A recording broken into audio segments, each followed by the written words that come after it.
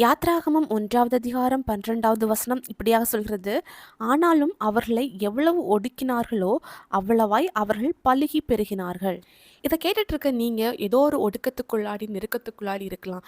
ஏன் உங்க வாழ்க்கையில இது நடைபெறுது அப்படின்னா, நீங்க வாழ்ந்திருக்க கூடாதபடிக்கு, நீங்க ஆசீர்வாதமா இருக்கக்கூடாதபடிக்கு, இந்த சமாதான சந்தோஷமா இருக்கக்கூடாதபடிக்கு, ஏதோ ஒரு நெருக்கம், ஏதோ ஒரு ஒடுக்கத்துக்குள்ளாடி நீங்க இருக்கலாம். இஸ்ரவேல் ஜனங்கள் எகிப்து தேசத்துல இருக்கும்போது அவங்க பெருகாதபடிக்கு இஸ்ரவேலர்களை எகிப்தியர்கள் என்ன செஞ்சாங்கன்னா ஒடுக்குனாங்க.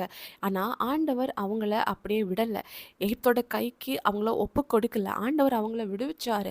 ஆனால் அதே நேரத்தில் அவங்க வந்துட்டு எவ்வளவா ஒடுக்கப்பட்டாங்களோ நெருக்கப்பட்டாங்களோ அந்த இடத்துல ஆண்டவர் அவங்கள பலுகி பெருக பண்ணாரு. எப்படி இஸ்ரவேல் ஜனங்கள் ஒடுக்கப்பட்டாங்களோ அப்படிப்பட்ட ஒரு ஒடுக்கத்துக்குள்ளாடி நீங்கள் இருக்கலாம்.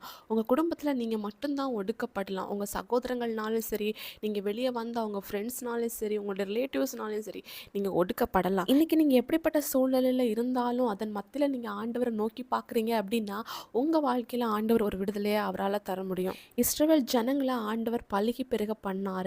இன்னைக்கு யார் உங்களை ஒடுக்குனாலும் அவமானப்படுத்தினாலும் தேவையில்லாத பேரில் சொல்லி உங்களை கேவலப்படுத்தினாலும் அதன் மத்தியில் ஆண்டவர் உங்களை பலுகி பெருக பண்ண போகிறாரு. இன்னைக்கு நீங்கள் ஒடுக்கப்படுறீங்கன்னா அது உங்களுக்கு நன்மைக்கு தான். இந்த ஒடுக்கம் உங்களுக்கு ஒரு விசாலமாக ஏசப்பாவால் மாற்ற முடியும். ஏசப்பாவை விசுவாசிங்க, அற்புதங்களை எதிர்பாருங்க. இயேசு கிறிஸ்துவின் நாமத்தில் ஆமேன்.